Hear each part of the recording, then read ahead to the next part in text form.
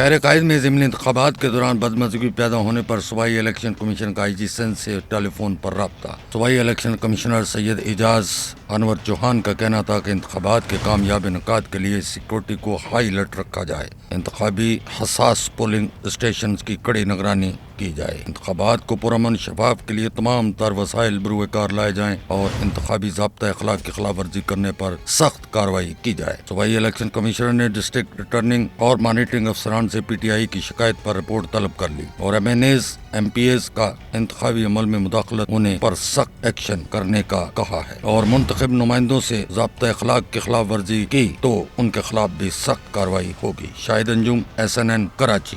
Sachal News Network کی videos میں خوش آمدید۔ ناظرین، ویڈیو سے متعلق اپنی قیمتی رائے کا اظہار کمنٹ باکس میں ضرور کریں اور چینل کو سبسکرائب کریں۔